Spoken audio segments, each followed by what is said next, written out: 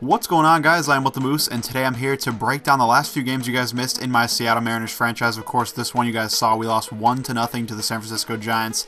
Definitely a tough loss, but the next game we also lost. Felix Hernandez on the hill. Had a tough game, pitched okay until around the 7th inning where he kind of started to fall apart. Only, ended up giving four earned runs up, but really not what we wanted to see. Only 5 Ks as well, needed more than that.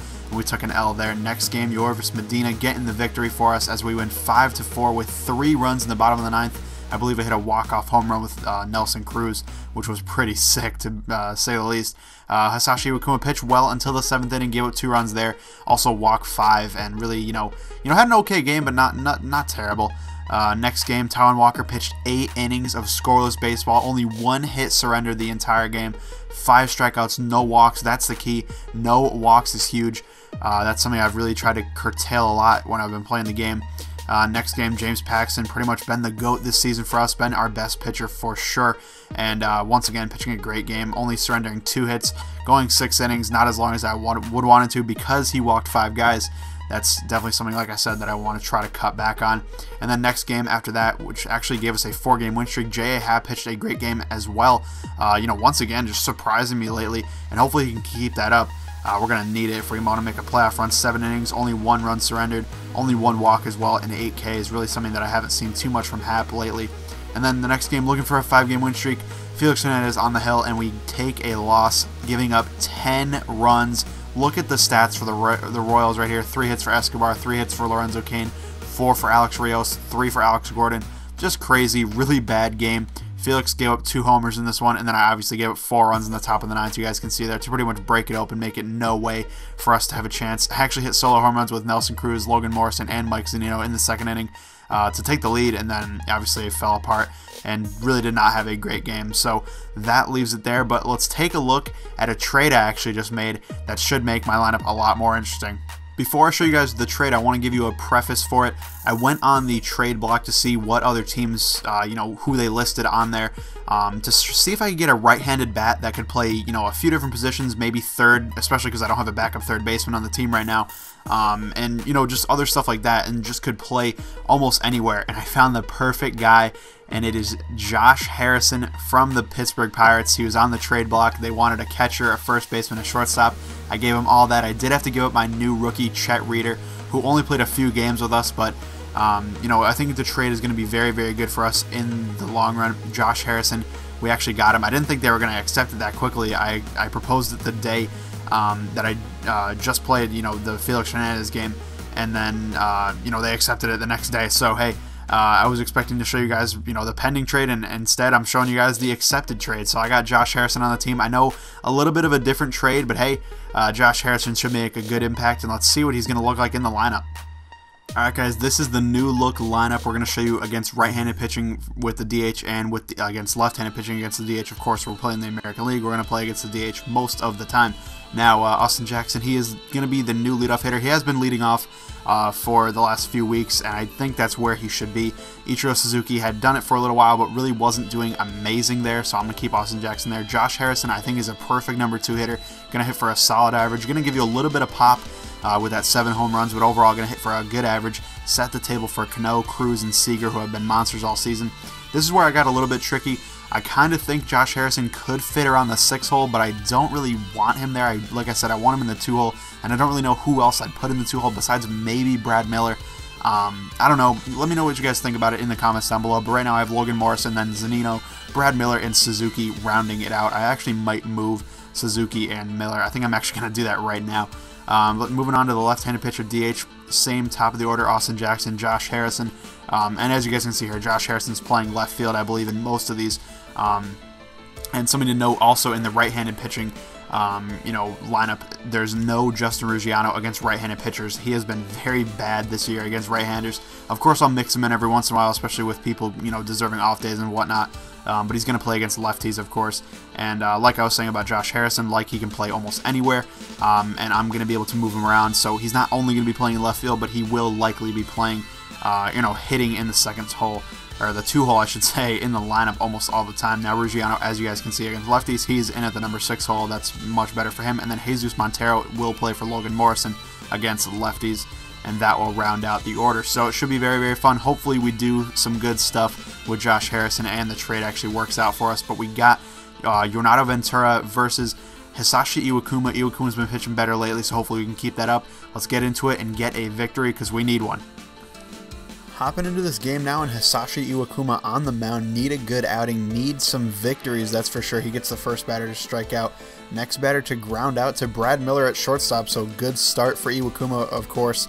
And really, you know, needed a great outing from him here, and he gets another ground out as he's able to retire. I believe that was Eric Hosmer. So good first inning for Iwakuma. Hopefully he can keep that up throughout the entire game.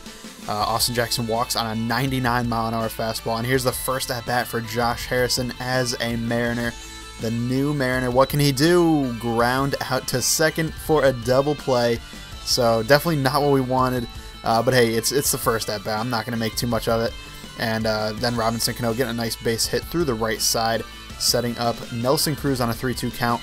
And he is just blown away. 99-mile-an-hour fastball. I had a lot of difficulty with that this entire game. But Iwakuma, not a power pitcher, but hey, he got the splitter working. And once I get the splitter established with him, I can usually do extremely well with Iwakuma. You know, go 7, 8, 9 innings even, and really just, you know, rack up even strikeouts, which is kind of uncommon for a guy like Iwakuma. Right here, Ichiro Suzuki, what are you doing? Missing the ball in right field, and that sets up an easy RBI scoring opportunity. And they are going to take the lead 1-0 early on in this one. So, you know, not the best start to this one, but hey, it's not really Iwakuma's fault. I would say, you know, he's getting hit a little bit hard, but clutch double play right here, getting out of the jam and only, you know, giving up 1 run. That's really the key, and that's something that we need to do a lot more. You know, when I'm actually playing in general, I just need to be able to not give up so many runs when I just get a couple guys on base. But right here, Logan Morrison, great way to start an inning, getting a double. Then Mike Zunino up next, and he swings at that one. I thought he hit it, but I guess not, and so Logan Morrison moves to third. Really don't know what was up with that, but hey, I'll take it. And then Zunino is going to ground out right here and get an RBI, so I'll take it. Zunino really having a difficult season so far, but hey, got the RBI, that's what matters. Now skipping to the bottom of the 4th, he's up again, takes a ball there, even though it definitely was in the zone, but I'll take it. The game gave me a ball, and then Ichiro Suzuki puts one into the gap, just can't get there, but hey, Zunino's moving on to third, and he'll get there safely. Thankfully, it's pretty risky to go to third on that one, but hey, he got there, and then Brad Miller's going to ground out to first on what could have been a double play, but Miller beats it out. I don't know if it would have mattered. I think there was only 1 out anyway, or 0 outs anyway, I should say. And then Austin Jackson right here flies out to end the inning. So clutch job by Brad Miller to beat that one out at first base. Definitely needed that to get that extra run in. And we are going to take the lead right here as Iwakuma is still dealing. Only 1 run given up, and I was on that play where, you know, Ichiro Suzuki pretty much failed in right field, got the guy to third, and then they got a single, obviously. So Iwakuma dealing right now, 3-1 count. They do rip a single into right field. Ichiro Suzuki not failing this time, able to get that one back in with no problem. 2-1 count again, and another single just past the glove of Robinson Cano, who was just out of position. And, you know, I'm not too worried about these little singles. That's not too bad. What we need to do is just manage it, and that's what we do right here on a 3-2 count. Get a grounder to Robinson Cano and get the final out of the inning. That's what we wanted. And then Kyle Seager destroys one to left field. Where is that one going to land? It's going to be just not out of here. I thought I might have had a homer on that one. Kind of uncommon to see, you know, opposite field home runs, at least for me it is in the show. Almost had it there, but hey, we'll take the double right there. Logan Morrison is able to, you know, strike out, which is not what we wanted. And then Mike Zunino almost got into one, not quite. Kyle Seager gonna move on to third. No, he's not, because that would have been bad and we would have been out. So Ichiro Suzuki now grounds it to second, and they're able to get him at first. Good play, and hey, missed a scoring opportunity. That's something we've got to try to take advantage of later on in the season if we want to be more successful. But hey, I'll take it. Not too bad. Right here, they're stealing on the play, so no double play opportunity. We'll take the out at first. No big deal at all. Iwakuma still doing pretty well. Line out to Kyle Seager, who almost got him off second base, almost cheating off second. Not quite, though. And then a fly out to Josh Harrison, who's able to get over there, make the play, and retire the final batter of the inning. So still doing well. Brad Miller up in the bottom of the 7th now, and he's going to crush one into left center field, but their left fielder's just able to get there.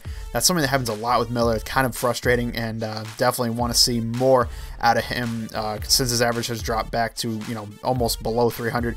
Right here, Josh Harrison, I thought he might have got into one, thought he might have hit a homer, not quite getting to center field, but hey, no big deal. Harrison has been a good addition to the squad, and I think he's going to be very, very solid, as the season progresses. But Iwakuma in the 8th, still balling, no doubt about it. No reason to even warm anybody up at this point. He has, given us zero reason for that. At 96 pitches, he's going to get the final out of the 8th inning. Brad Miller throwing it to Logan Morrison, who makes a nice scoop in the dirt. And then Nelson Cruz leading off the bottom of the 8th inning, and he's going to clobber one to right field. Opposite field home run that I was talking about with Kyle Seager happens right there with Nelson Cruz. And now in the top of the 9th inning, Iwakuma still out there. We're going to try to give him a complete game and see if he can do just that.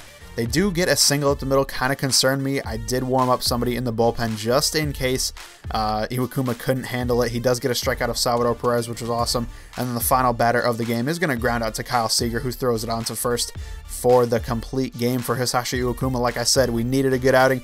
He gave us that. Only 1 run given up, 7 hits, 3 Ks, which isn't amazing. But hey, we got to take the good outing, and Iwakuma was dealing the entire game. So very, very good outing. Definitely what we needed. Thank you guys for watching, and I'll see you later.